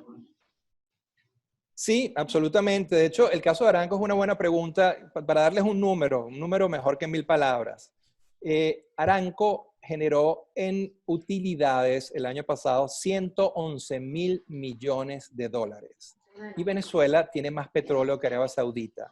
Yo quiero que piensen por un minuto cuántos hospitales, cuántos kilómetros de carretera, cuántas escuelas podríamos construir con 111.000 millones de dólares. Si PDVSA fuera bien gerenciada, nuestra rentabilidad y utilidad debería ser superior a la de Aramco. Y entonces aquí viene el punto. Bueno, Venezuela tiene que reconstruir su industria petrolera que está produciendo 660.000 barriles. Eso es un cuarto o un quinto de lo que producía en el 98. Y Venezuela, hay que ser realista, no tiene el capital humano en este momento porque lo perdió y no tiene el capital financiero para reconstruir a la industria. Entonces tiene que ir al resto del mundo a buscar capital humano y capital financiero, cosa que no me preocupa demasiado, porque se los digo con mucha responsabilidad al tener conversaciones con las empresas petroleras multinacionales. Las empresas multinacionales están muy pendientes, petroleras, de Venezuela, porque nadie tiene más petróleo en el mundo que nosotros. Entonces a los británicos, los holandeses, los americanos, se les hace agua a la boca participando en el proceso de exploración y producción de petróleo. Entonces tenemos que ir a una coalición probablemente público-privada donde consigamos el capital financiero y el capital humano que nos ayude a extraer ese barro negro del subsuelo y convertirlo en riqueza, prosperidad y justicia para todos los venezolanos. Y esa es la tarea que tenemos, pero tenemos un gran aliado. Perú se reinventó y está creciendo a altísimas tasas y no tiene un barril de petróleo. Nosotros tenemos el 25% de las reservas petroleras del mundo en Venezuela. Lo que pasa es que estoy tratando de buscar en las imágenes, la imagen del presidente de la compañía que está en la participación, no lo localizo. A ver si Eduardo me está oyendo, a ver si desbloquea su micrófono.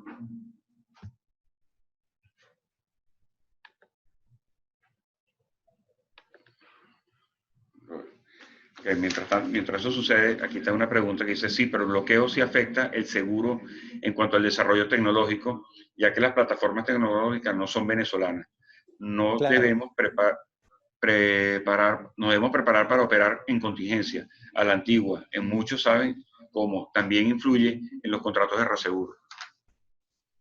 Sí, claro, hay una cantidad de tecnicismos que yo no conozco, ustedes son los especialistas, y seguro, sobre todo en el tema de reaseguros, que sé que son empresas internacionales, multinacionales, ahí puede haber restricciones, sobre todo con empresas americanas. Sin embargo, también sé que hay empresas europeas como Allianz que pueden ser de ayuda para buscar mecanismos para evitar sanciones de operar con empresas norteamericanas. Entonces, claro, hay unos tecnicismos que yo no conozco y que pudieran, sí, entorpecer de alguna manera el negocio de seguros en ese sentido. Ok, ya localicé a Eduardo. Eduardo, estás al aire. Quisiéramos oír tu comentario al respecto. Bueno, José Manuel, primero agradecido por esa charla y esa situación, dándonos un análisis sobre la situación del país y sobre las variables macroeconómicas, tanto a nivel mundial como a nivel nacional. Lo segundo, bueno, nosotros pues evaluamos, como tú dices, toda la situación y todo lo que está pasando. Desde hace un año vendemos pólizas casi exclusivamente en dólares para atender las necesidades de nuestros clientes, a pesar de las negativas de los reguladores en un inicio para hacerlo. Hoy en día contamos con un producto aprobado por la superintendencia, con unos márgenes de cobertura. Y bueno, obviamente la gran preocupación, que fue la que yo conversé contigo, para todos los corredores es qué queda de ese mercado asegurador, o sea, cuál es el mercado objetivo, qué recomendaciones sobre ese mercado que queda vigente, qué va a pasar con el parque automotor en esta situación y qué va a pasar con la evolución de salud. Nosotros hemos tomado postura en esto, nos hemos adelantado al mercado, compramos participaciones accionarias en una clínica, suscribimos acuerdos con otras para contener los costos vamos a decir, de nuestros proveedores de servicios, igual lo hacemos con los automóviles. Tratamos, en una situación, lo que te comentaba Juan, de la competencia leonina que se está viendo, hay empresas que han crecido mucho en el mercado y que, bueno, han tenido una siniestralidad alta, han incurrido en errores de suscripción, que lo están pagando ahora y, bueno, como decíamos en seguro, la única forma de pagar siniestro es vender nueva prima. Están en una forma muy, muy agresiva, captando primas nuevas, que para nosotros no tiene ningún sentido y escapa de mantener una empresa de manera sana. Entonces, bueno, nosotros estamos en esa fase. Lo que yo quisiera un poco que explicara a esta situación o a esta audiencia es tu visión sobre ese mercado que queda del mercado asegurador, tanto empresarial, tanto particular como en el área de vehículos, en el área de salud, y pues algunas recomendaciones que les puedas dar a los corredores en función de su protección personal y la protección. Bueno, nosotros tratamos de protegerlos a ellos trabajando con pólizas en dólares y ofreciendo unas buenas comisiones, y obviamente protegiendo a los clientes también con esa parte de esas negociaciones y ese manejo prudente de la siniestralidad y manejo de eso. Nosotros, bueno, ahí yo creo que es un poco conocido, todos los corredores que trabajan con nosotros, somos una de las empresas que están entre las primeras 10 del mercado que tenemos menor siniestralidad, teniendo todos los ramos, y tratamos de mantenernos bajo esa figura, creciendo, a lo mejor no con la agresividad de otros, pero manteniendo una posición, ¿no?, de buen servicio. Entonces, bueno, un poco agradecerte eso y ver qué mensaje tienes para todos los productores que nos ven, como te dije, en recomendaciones en líneas personales y la otra parte, pues, de atacar en ventas a un mercado objetivo o a los mercados que tú veas objetivos. Sí, bueno, algunas ideas que ya planteé, pero las resumo. Bueno, ustedes están en un sector privilegiado, sin lugar a dudas, donde tienen, la mayoría de sus pólizas, como tú lo dijiste, Eduardo, son en dólares. Eso créanme, si tú le cuentas esto a Polar, Polar se moriría de la envidia, porque Polar tiene todo su canasta. Polar es la principal empresa del país, tiene toda su canasta en bolívares y además regulada. Entonces, eso, ustedes tienen una ventaja tremenda. Entonces, hay que pensar también en los problemas, pero en las virtudes del sector que tienen ustedes, que pueden vender en gran medida una parte importante de sus pólizas en dólares. Lo que yo les decía antes, hay que focalizarse en el mediano plazo, el 2021, 2022, como años de recuperación, y hay que juntos desarrollar resiliencia para estar aquí y aprovechar esos buenos negocios que van a regresar. Las pocas empresas de seguros que van a quedar van a tener un mercado cautivo. La razón por la que Lorenzo Mendoza sigue aquí es porque él está convencido que si logra sobrevivir va a ser la principal empresa de alimentos de Venezuela y va a tener un mercado cautivo y va a hacer negocios tremendamente rentables. Esa apuesta de Lorenzo Mendoza tiene que ser la misma apuesta de ustedes. Y ustedes lo han hecho muy bien hasta ahora. A pesar de la volatilidad de los últimos 5 años, han podido crecer en algunos años, les ha ido bien y la empresa se mantiene a flote con parámetros de seguros y financieros de calidad estables. Entonces, no me cabe la menor duda que están preparados para lo que viene. El tema del servicio. Yo creo que la calidad del servicio va a ser central. En el mundo que viene, la gente no solamente va a pensar en una póliza barata, sino en alguien que me dé respaldo y servicio y esté conmigo y me acompañe. Y eso cada vez los consumidores inteligentes aprecian más. Una empresa que verdaderamente les dé servicios y calidad y que sea un servicio personalizado, un servicio cercano al cliente. Y eso es una tendencia a nivel mundial. Piensen un poco en Apple.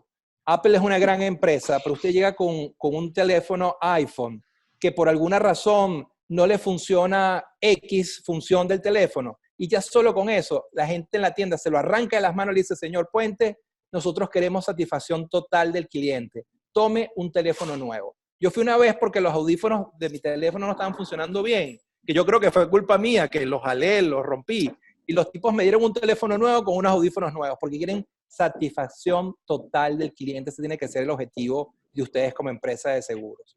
Competir para comer el share de mercado, si compiten eficientemente, éticamente, eso no es reprochable, todo lo contrario, es muy positivo para el consumidor final, que va a recibir pólizas de mayor calidad, de mayor cobertura y a precios más bajos. El tema de cómo proteger a todo el equipo, tanto trabajadores de la empresa como corredores de seguro que trabajan con ustedes, bueno, las ideas básicas. En momentos de hiperinflación y devaluación, lo peor que puedes tener es tener bolívares excesivos. Tienes que tener solo los bolívares que requieres para las operaciones y transacciones diarias. Todo lo demás lo tienes que llevar a moneda dura, divisa que preserve su valor en el tiempo, o activos que preserven su valor en el tiempo. ¿Qué quiere decir esto? Que este es el momento de comprarte un carro, si lo consigues, porque eso preserva de alguna manera el valor en el tiempo. Este es el momento de comprar la lavadora que necesitas, la nevera que necesitas. Si tienes la cuota inicial para un apartamento, este es el momento. Es el momento de invertir esos recursos en bolívares que se están evaporando, se están licuando como consecuencia de la hiperinflación, y buscar mecanismos de protección en activos que preserven su valor en el tiempo. Eso es válido para corredores, personal administrativo, gerencial, y para la empresa. La empresa tampoco puede tener excesivos bolívares porque el dinero tiene diferentes valores en el tiempo en las hiperinflaciones. Entonces hay que buscar mecanismos de protección, de inversión de esos bolívares, de alguna manera de preservar su valor. Una de las cosas que han hecho muchas compañías de seguro es comprar metros cuadrados, nuevas oficinas, porque de alguna manera esos metros cuadrados preservan de alguna manera el valor de su valor en el tiempo. Conclusión, hay que jugar muy fuertemente y mantener solo la cantidad de bolívares necesarios para hacer las operaciones, las transacciones diarias. El resto tiene que ser invertido o llevado a moneda dura, dólares, euros, libras esterlinas. Espero con eso haber respondido parte de la pregunta, Eduardo. Si no, por favor, házmelo saber.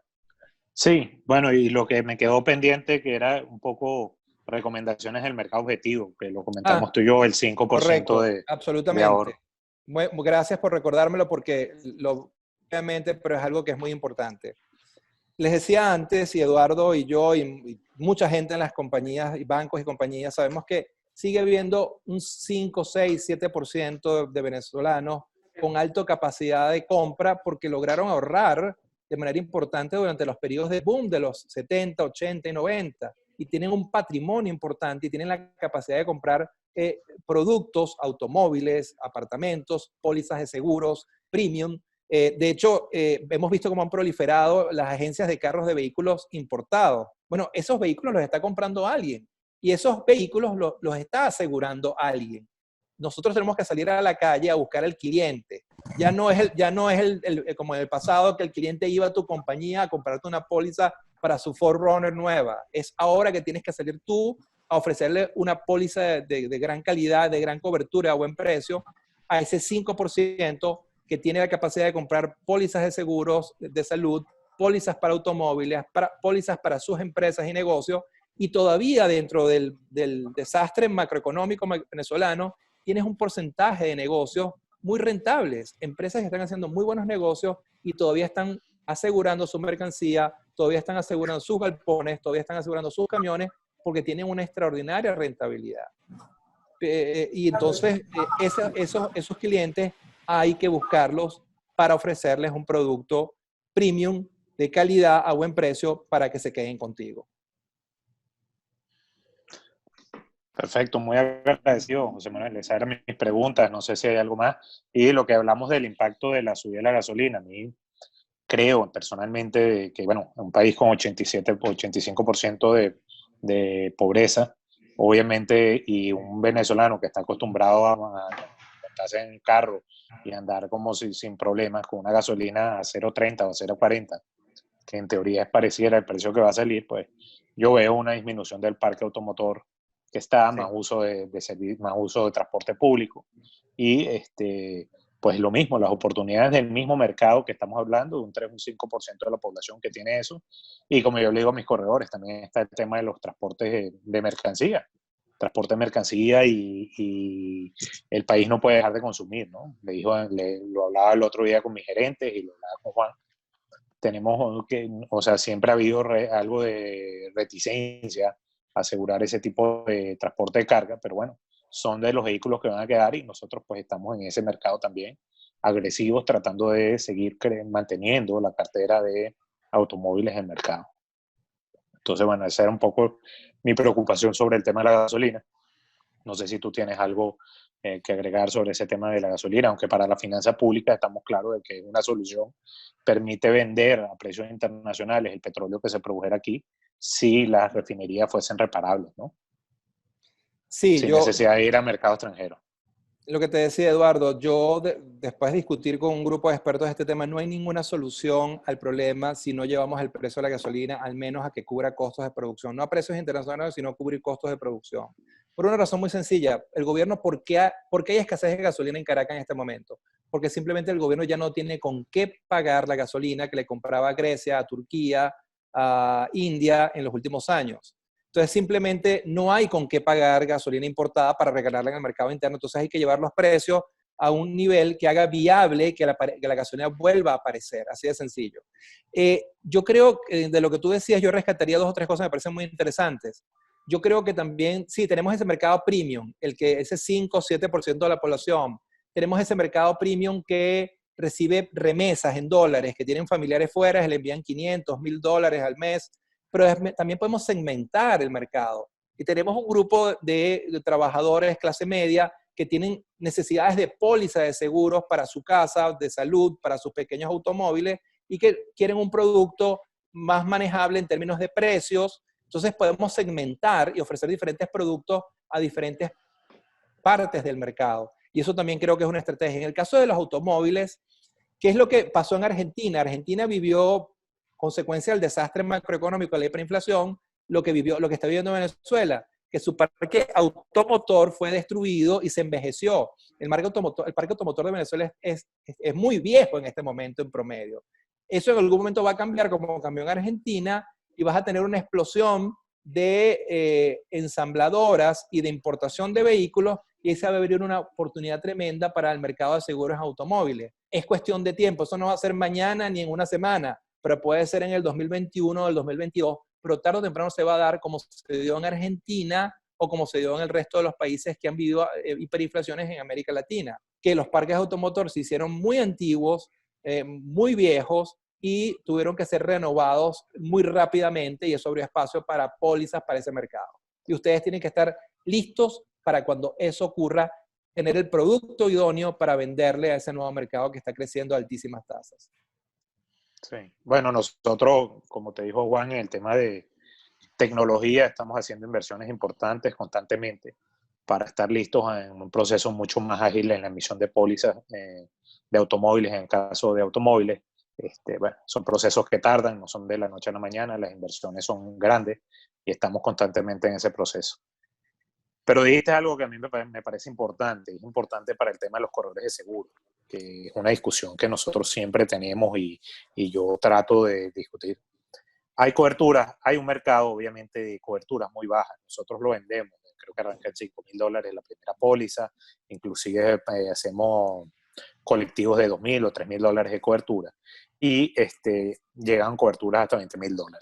Hay situaciones que o patologías que con $5,000 o $10,000 en una clínica metropolitana o una clínica tipo A, que llamamos nosotros, no pueden ser cubiertos. Y esa persona no tiene capacidad de pagar una diferencia y de estar. Entonces, bueno, hay que educar un poco al asegurado de esas capacidades y nosotros, pues, en eso se trata la inversión que estamos haciendo, verlo de una forma de integración vertical en una clínica que tenemos, que estamos participando ahora en Caracas. Vemos esa oportunidad, vemos tratar de buscar a ese cliente que tiene una una baja cobertura, pero que tiene una fractura importante y necesita una cirugía, puede ser cubierta con una póliza de $5,000 que no va a ser cubierta en otra clínica. Y que hay que educar a ese tipo de clientes, a ese cliente, llevarlo a sitios donde puedan ser cubiertas todas las patologías, a pesar de no ser las clínicas de preferencia o las más conocidas o las más renombradas.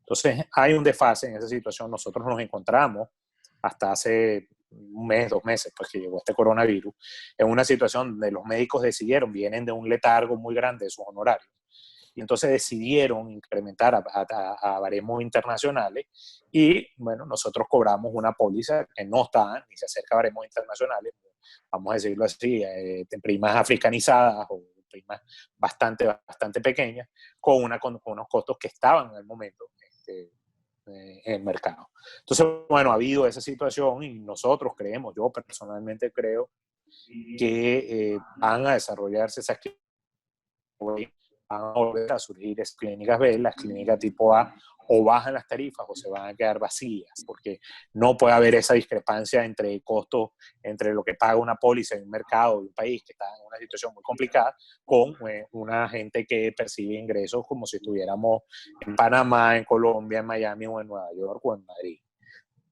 Hay esa disparidad, o en ese momento el mercado se va a encargar de regularlo. Yo creo que a través de la aparición de la reaparición, en los años 2000 aparecieron para darles más seguro a una cantidad de seguridad, principalmente del Estado en aquel momento, y ahora serán para colectivos o privados que están ahí. Entonces, bueno, esa es el segundo parte de que nosotros, o de lo que tú tocaste, de la diversificación del mercado, la segmentación. Nosotros también lo evaluamos, estamos conscientes de que nosotros como empresa, aparte tenemos una función social y tenemos que cubrir y darle cobertura a una cantidad de gente, una cantidad de servicios, un servicio que sea rentable, que no colapse el servicio, que no nos colapse como empresa y que podamos nosotros dar un servicio que se ajuste a las necesidades. Ese mercado tiene un tamaño, tiene una posición y nosotros pues estamos evaluando de la mejor forma que vamos a acceder y que lo vamos a atacar. Pero bueno, estamos en eso trabajando. Si tú quieres dar una opinión sobre el tema de los honorarios médicos y la prima que cobras, la prima suficiente, que son los que cubren los costos de producción.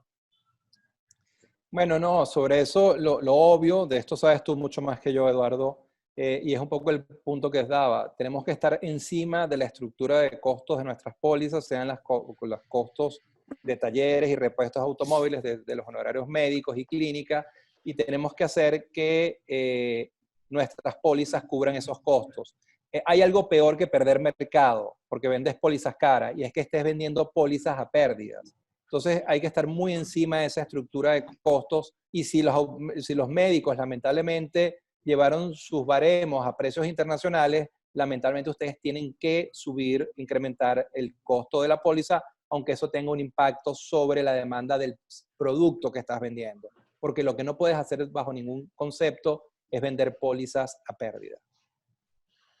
Es bien interesante eso que acaba de decir José Manuel. En este mercado que es tan competitivo en este momento, hay muchas compañías que pueden caer en eso. Yo creo que la política de la compañía, y Eduardo siempre lo ha mantenido así, es trabajar, pero siempre con ganancia. O sea, nosotros nunca podemos trabajar a pérdida.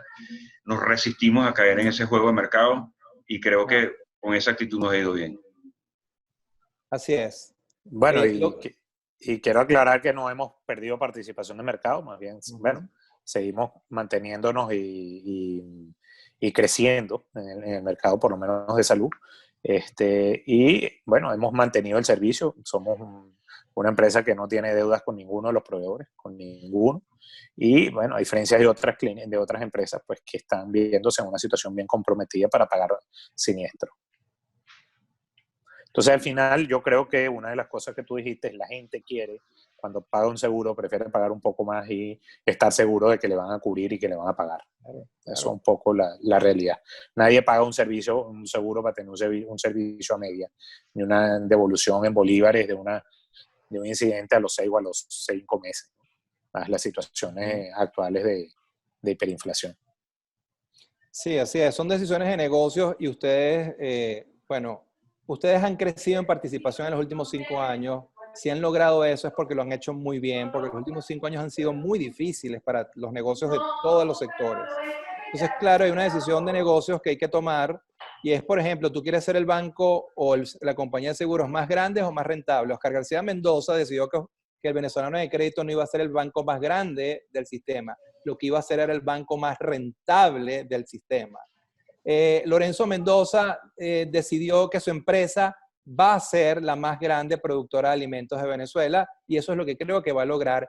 Y también apostó por sobrevivir y sobre todo por aumentarle los costos de expropiación al gobierno. El gobierno tiene 21 años tratando de expropiar a Polar y no ha podido. No ha podido porque la compañía jugó muy fuertemente en términos de política comunicacional, generando vínculos emocionales con la población que entendió que muchos de los productos de su mesa son de Polar y que tal vez el Estado no tiene la capacidad de producción que sí tiene Polar. Entonces, claro, la apuesta es ser la más grande productora de alimentos después de que pase el huracán. Entonces, son diferentes apuestas, decisiones de negocio y ustedes han tomado una decisión y les ha ido bien y lo están haciendo bien. Y no hay ninguna razón, porque si lograron hacerlo bien en estos últimos 5 años, no veo ninguna razón para que les vaya mal en lo que viene en el próximo año, porque ya han demostrado capacidad gerencial y resiliencia para sobrevivir a muy fuertes crisis.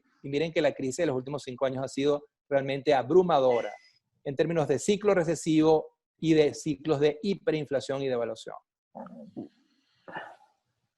Bueno, yo creo, Eduardo, si no tienes más nada que participar, yo creo que estamos llegando al final de esta conferencia, por demás interesante, un orador de primera línea y, por supuesto, la colaboración de todos nuestros intermediarios que ha sido masiva. Se los agradezco mucho de participar porque esto de alguna manera nutre y los ubica a ustedes tiempo, espacio y qué hacer durante el resto de lo que nos queda por transitar de esta crisis.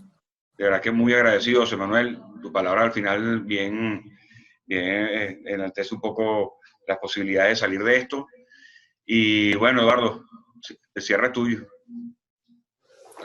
Bueno, José Manuel, agradecerte una vez más tu presencia aquí por esta vía. La verdad que es muy interesante la exposición. Cuando hablé con Juan y me planteó, obviamente que soy economista y conozco más que referencias tuyas y de tus capacidades. Y bueno, bienvenido a la familia hispana y ahí tienes una cantidad de gente que pues ha quedado satisfecho con la explicación. Estos corredores que nos acompañan, que es nuestra fuerza de venta, que son nuestros socios, más que otra cosa, que nos han acompañado en este proceso y bueno, seguimos nosotros en la lucha, seguiremos haciendo país, seguiremos luchando por una empresa sólida y que puedan tener esta situación. Y bueno, seguimos trabajando, no sabemos hacer otra cosa que seguir hacia adelante y pues poner buena cara ante los malos momentos. Así es, Eduardo. Yo solo quiero despedirme dando las gracias a Juan, a Eduardo, a los corredores, a los trabajadores de la empresa, al personal gerencial de Hispana de Seguros. Realmente agradezco mucho la invitación, es un honor haber compartido con ustedes y espero sea útil la información y seguimos conversando porque al final hay una tarea que tenemos que desarrollar juntos y es reconstruir a un país. Un gran abrazo para todos y un gusto compartir con ustedes. Hasta luego, que tengan todos un buen provecho.